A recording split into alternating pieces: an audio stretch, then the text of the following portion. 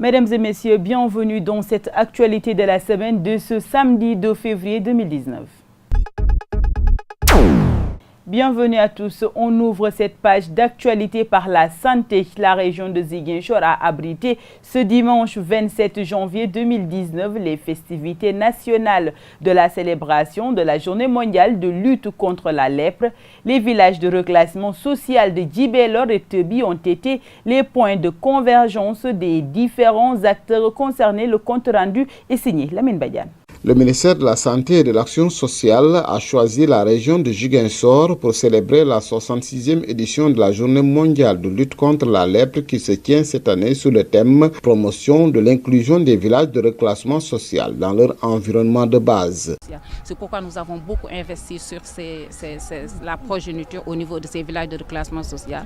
Mais aussi en termes d'autres interventions, nous avons investi en termes de projets économiques et projets sociaux et communautaires surtout pour permettre le brassage de ces populations avec les autres populations des communautés environnantes. Nous investissons beaucoup dans ces projets sociaux et communautaires pour favoriser davantage cette inclusion, ce brassage intercommunautaire entre le village et les autres communautés environnantes. Après le village de reclassement social de Djibélor, où la délégation nationale a visité des infrastructures et projets, cap sur Bignona, plus précisément au village de reclassement social de Tebi. Ici, le moment a été choisi par les différents acteurs pour s'engager et faire le plaidoyer en faveur des malades de la lèpre et leur environnement social. Il faut intensifier vraiment la lutte pour que les malades atteints de cette pathologie soient dépistés et traités, pour que vraiment la chaîne de contamination soit brisée.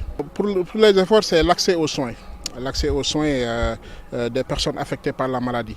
N'oublions pas qu'il y a pas mal de malades qui commencent à développer des mutilations, à développer des plaies. Donc s'ils ne sont pas pris en charge très tôt, ça peut amener des complications. L'autre plaidoyer que je veux faire, c'est à l'endroit de l'État du Sénégal. C'est par rapport à la loi 7603 qui a été dit tout à l'heure, pour son abrogation. Au Sénégal, les efforts consentis ont permis de faire des bons considérables dans la prise en charge des malades, mais aussi dans la lutte contre la propagation de la maladie. Au niveau mondial, la lèpre reste une maladie encore répandue et difficile à contrôler. Au Sénégal, grâce aux actions combinées de l'État, des collectivités territoriales, des partenaires techniques et financiers, des associations de personnes affectées par la lèpre et des communautés. Des progrès notables ont été réalisés au plan médical, au plan social. Ainsi, la maladie est sous contrôle aujourd'hui et notre pays est en dessous du seuil d'élimination de la lèpre. La lèpre a connu un recul important dans toutes les régions du pays. Les habitants du village de reclassement social de Tebi qui magnifient le choix porté sur leur localité pour célébrer cette journée attendent beaucoup de l'État et ses partenaires afin que leurs conditions s'améliorent considérablement et pour de bon.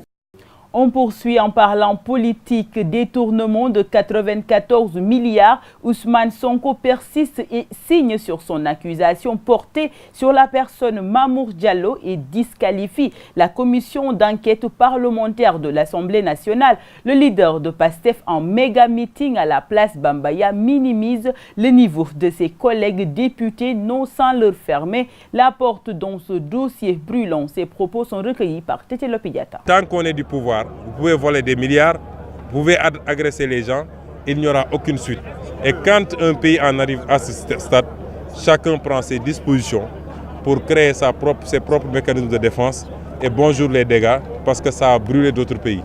Et c'est pourquoi nous en appelons à la sagesse, mais surtout à la responsabilité républicaine des forces de défense et de sécurité qui ont la responsabilité de garantir la sécurité, pour ne pas me répéter, de tous les citoyens, quel que soit leur bord politique. Non, c'est des enfantillages. Vous savez, moi, ces petits députés là de rien du tout, je ne vais pas leur répondre. Je dis, quelqu'un qui a saisi un procureur de la République n'a rien à faire dans une commission d'enquête. Quand on veut noyer le poisson, on parle de commission d'enquête. C'est moi qui ai saisi le procureur de la République, l'IGE et la Cour des comptes. Je ne répondrai qu'au procureur de la République.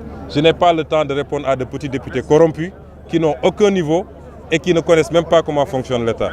Le mouvement volontaire pour l'émergence économique de Ziguinchor Vekosi a tenu ce dimanche son assemblée générale ordinaire, une manière pour les différents membres d'impulser une nouvelle vision sur les opportunités économiques, politiques et sociales qui s'offrent à la région.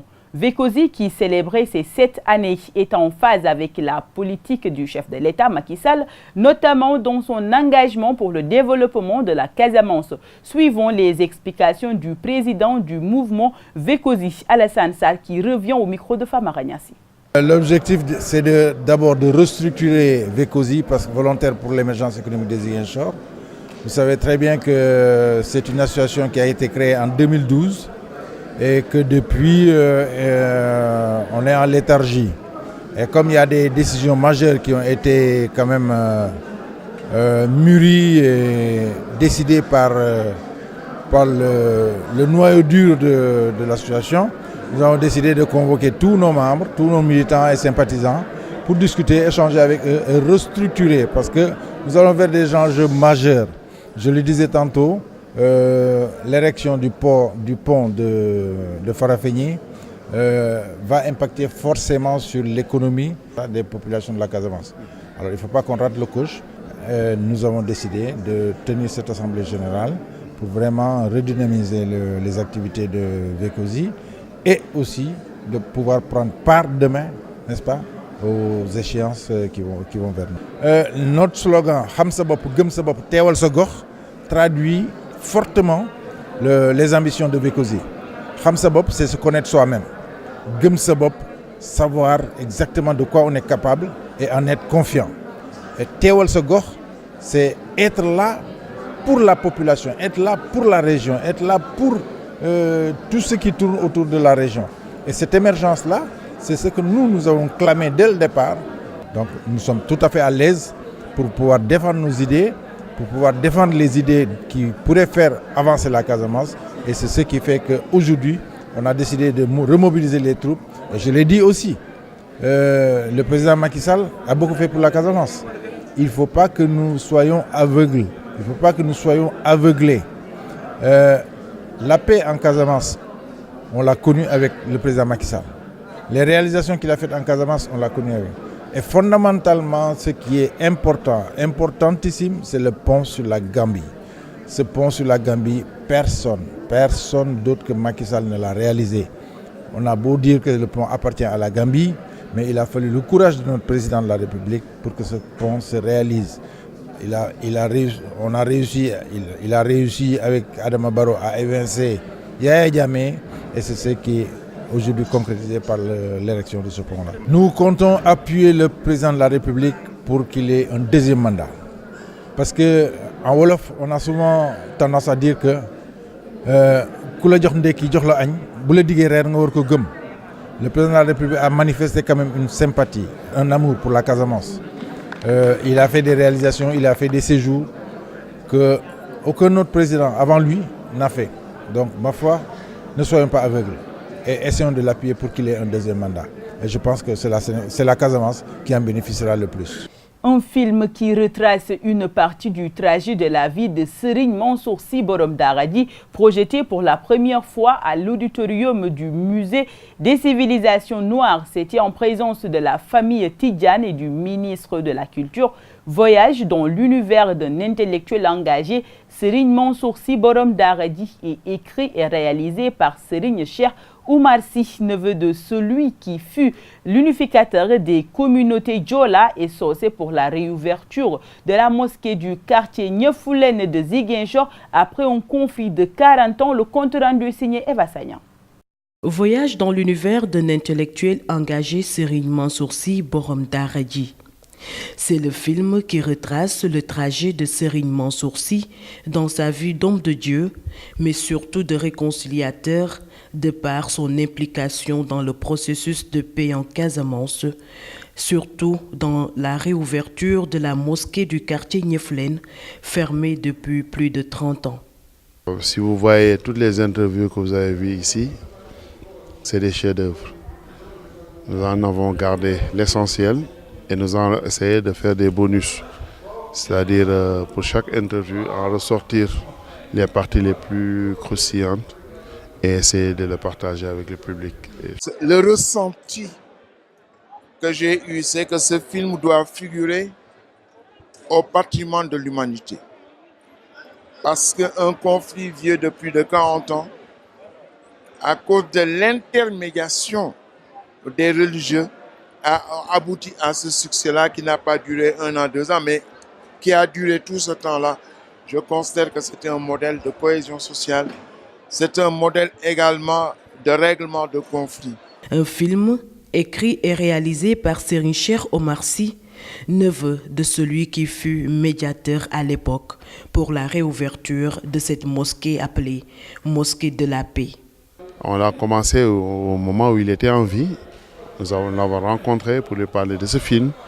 Il a béni ce film. Il a vraiment été très content ce jour-là. Et je peux même dire que, à titre anecdotique, c'est ce jour-là qu'il m'a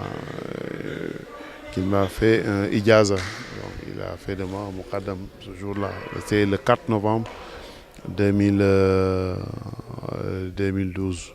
Pendant plus d'1 heure, amis, parents, disciples et proches de la famille ont visionné ce chef-d'œuvre qui a plongé plus d'un dans l'émoi. Des perles de larmes coulaient sur les joues de certains. L'émotion était forte.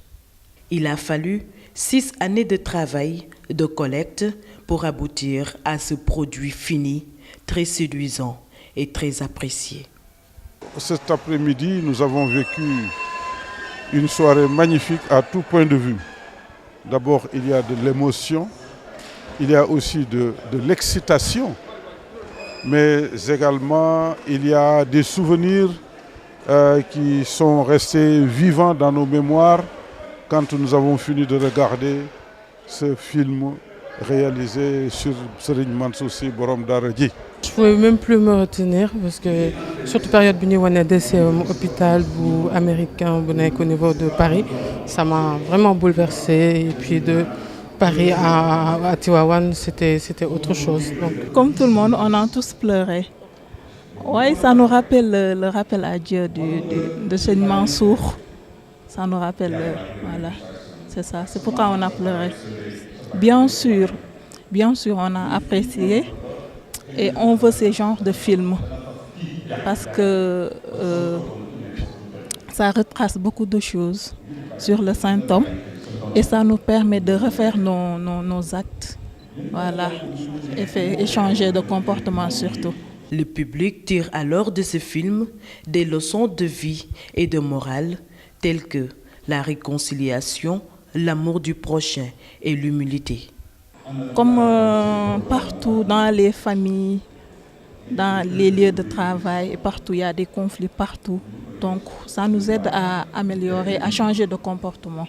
C'était en présence du ministre de la Culture que ce film intitulé Voyage dans l'univers d'un intellectuel engagé Serigne Mansour Sy Borom Daara J fut projeté pour la première fois à l'auditorium du Musée des civilisations noires. Une copie y sera d'ailleurs gardée en mémoire de celui qui fut khalife général des Tidjanes de 1997 à 2012. Et puis, suite à la déclaration de la Fédération nationale des boulangers du Sénégal de décréter des journées sans pain qui seront observées la semaine prochaine sur toute l'étendue du territoire. Les populations à Ziguinchor ont mal accueilli ce message. Elles se sont prononcées sur la pertinence de cette décision. Regardez. Vraiment, ce n'est pas normal parce que le fait d'augmenter le prix du pain, ce n'est pas quelque chose qui est totalement satisfaisant à certaines populations parce qu'on doit redimiser le prix de telle sorte que tous les Sénégalais soient bénéficiés de telle sorte. Le fait d'augmenter là, ça c'est lourd quoi. Le fait que les boulangers partent en grève, c'est pas quelque chose qui est souhaitable pour la population. Mais boulangerie tamit buñ grève lool ci nguur gi la quoi. Si les boulangers partent en grève, pour moi, c'est la faute de l'État, car il ne faut pas que cela arrive. Mais si le prix de la farine augmente, forcément, le prix du pain augmente aussi. Bu nguur gi yokkee farine bi tamit ñoom yokkuñu tamit diisaayu mburu bi tamit ñaar lay doon quoi ndax xam nga moom mi koy defar La grève que les boulangers entament est tout à fait normale. Ce sera dur pour la population, mais il le faut, car cela les permettra de régler leurs problèmes une bonne fois pour toutes. Oui, pour l'augmentation du pain, je ne suis pas d'accord. Je veux que les boulangeries restent tranquilles et continuent à travailler. Il faut que l'État aide les boulangers et règle cette situation. Et puis nous passons à l'actualité internationale. Laurent Gbagbo libéré sous caution et puis au Venezuela, Juan Guaido parle d'intimidation. La Cour pénale internationale a libéré sous condition vendredi l'ancien président ivoirien Laurent Gbagbo suite à son retentissant acquittement il y a 2 semaines de crimes contre l'humanité commis en 2010 et 2011 lors de violences post-électorales en Côte d'Ivoire. Dans leur décision, les juges n'ont pas précisé le nom du pays qui accueillera M. Gbagbo ni si un retour de l'ancien président dans son pays était envisageable. La Côte d'Ivoire est bien un des États membres de la Cour. Toutefois, ce pays a refusé de remettre à la CPI Simone Gbagbo, épouse de l'ancien président, malgré un mandat d'arrêt délivré en ce sens. La Cour qui siège à La Haye pourrait donc refuser le retour de Laurent Gbagbo en Côte d'Ivoire dans l'attente d'un éventuel procès en appel. Jugé pour des accusations de crimes contre l'humanité commis entre 2010 et 2011, Laurent Gbagbo et Charles Blé Goudé ont été acquittés le 15 janvier en première instance. Depuis cet acquittement retentissant, le maintien en détention des 2 hommes était au cœur des débats devant la CPI, la défense ayant demandé une mise en liberté immédiate et inconditionnelle dès l'acquittement prononcé. C'est avec tout sourire Juan Guaido salue la foule. Mais si l'opposant vénézuélien a fait cette apparition publique avec sa femme et à ses côtés sa fille dans les bras, c'est pour dénoncer des tentatives d'intimidation. Il affirme que des agents des forces spéciales de la police sont venus chez lui en son absence avec l'intention d'interroger son épouse qui elle aussi était sortie. Leur fille de 20 mois se trouvait avec sa grand-mère. L'objectif est évident, l'objectif est tout à fait évident et ils n'y sont pas parvenus, a déclaré Juan Guaido devant ses sympathisants. Ils ne parviendront pas à casser la famille vénézuélienne. Celui qui s'est autoproclamé président par intérim le 23 janvier a de nouveau appelé à une manifestation massive ce samedi pour réclamer le départ de Nicolás Maduro, dont la réélection a été selon l'opposition illégitime car frauduleuse. Mais les partisans du président fasciste restent eux aussi mobilisés. Le pouvoir en voulait pour preuve jeudi un rassemblement à Caracas pour Nicolás Maduro, ce coup de force de l'opposition et une tentative de coup d'État téléguidé depuis les États-Unis. Mesdames et messieurs, c'est la fin de cette actu de la semaine. Merci de l'avoir suivi. Je vous retrouve très vite et bon week-end à tous.